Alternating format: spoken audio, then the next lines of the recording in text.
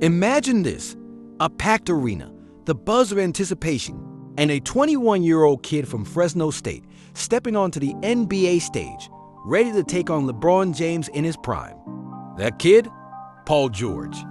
A name once whispered as the future of the NBA. But somewhere along the way, the script flipped. Injuries, bad trades, and missed opportunities turned a potential legend into a cautionary tale.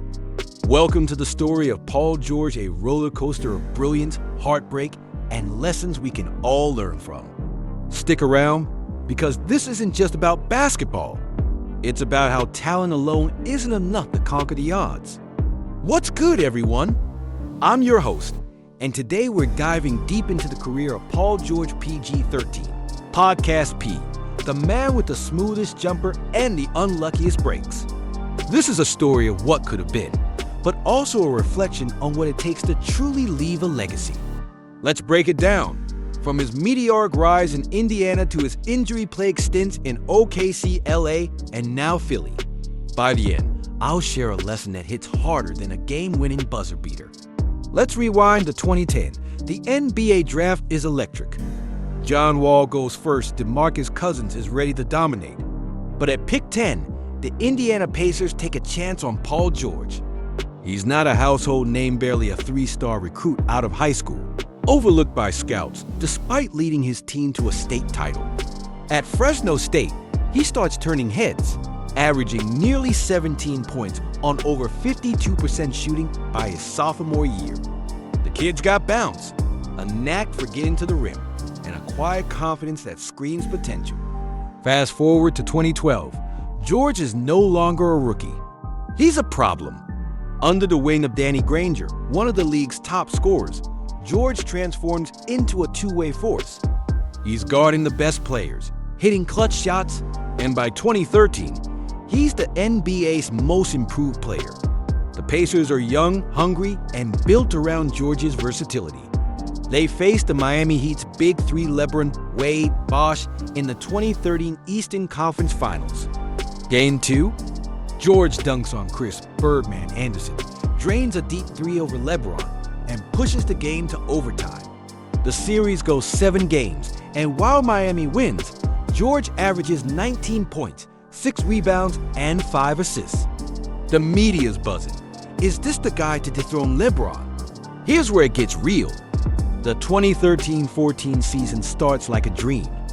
The Pacers are 33-7.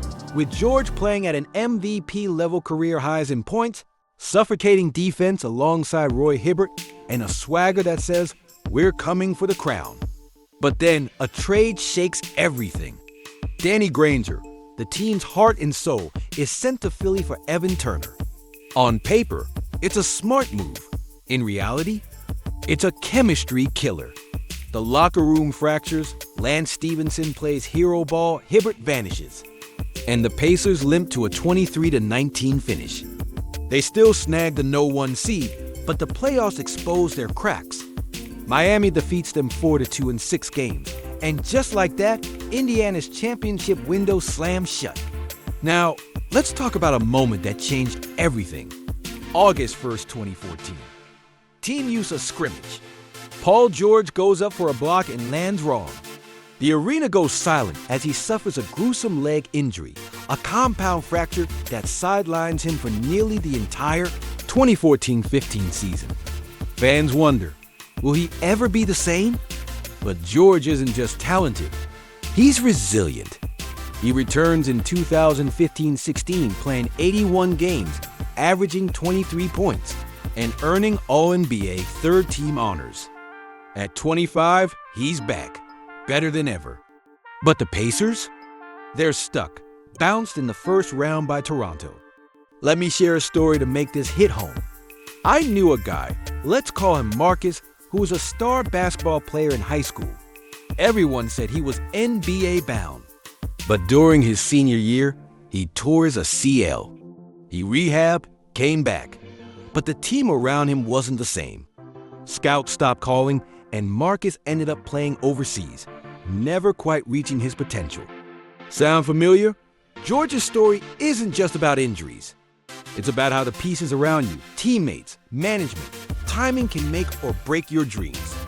Marcus didn't have the right support, and neither did George in Indiana. Frustrated with the Pacers' mediocre roster, George demands a trade in 2017. He lands in Oklahoma City, forming a big three with Russell Westbrook and Carmelo Anthony. The goal? Take down the Warriors. In 2008-19, George has his best season yet, 28 points per game, first-team All-NBA, third in MVP voting. The leg injury feels like a distant memory. But the playoffs? Another first-round exit. This time to Damian Lillard's Blazers, capped by a dagger three from Lillard. George shocks the world by re-signing with OKC, but 2 years later, he's done. He joins the Clippers in 2019, teaming up with Kawhi Leonard. The Clippers are hyped as championship favorites. George and Kawhi are a two-way nightmare, scoring, defending, and ready to own LA. But injuries strike again. George misses half the 2020 season, and the Clippers blow a 3-1 lead to Denver in the playoffs. Fans mock him as Pandemic P after a brutal performance, including a shot that clanks off the side of the backboard. In 2021, George redeems himself, carrying the Clippers to their first Western Conference Finals when Kawhi goes down. But without a healthy Kawhi, they fall short.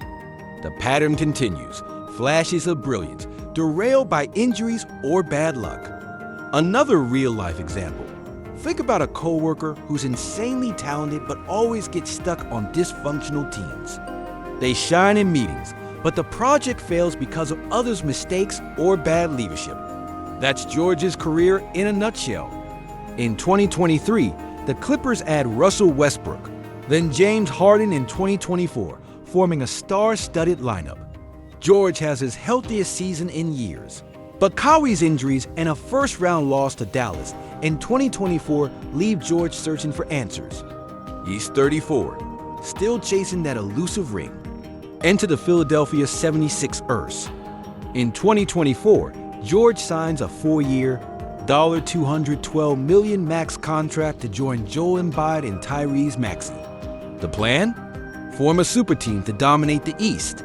But in the 2024-25 season, the 76ers struggle with poor performance and persistent injuries. George misses time due to health issues. Embiid is limited by his own injuries, and the team's chemistry falters. Critics point to George's off-court ventures, his podcast, celebrity hangouts as distractions. Has he lost the hunger that made him a star? Let's step back and analyze. Paul George's career is a masterclass in what if. What if the Pacers hadn't traded Granger? What if he never broke his leg? What if he and Kawhi stayed healthy? At his peak, George was a top 10 player, elite scoring, lockdown defense, and clutch moments that rivaled the greats. His footwork, handle, and jumper drew comparisons to Tracy McGrady. But unlike McGrady, who at least reached the finals, George's playoff resume is thin. His best series against Miami in 2013 feels like a lifetime ago. Injuries aren't the only culprit. George's passive demeanor and focus on off-court ventures have raised questions about his drive. Is he content being a star, or does he crave greatness? Compare George to someone like Damian Lillard.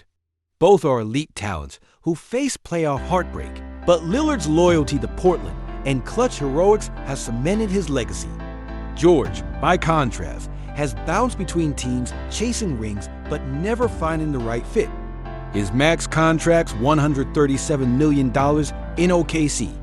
$212 million in Philly show G-Miz still believe in him, but fans are skeptical.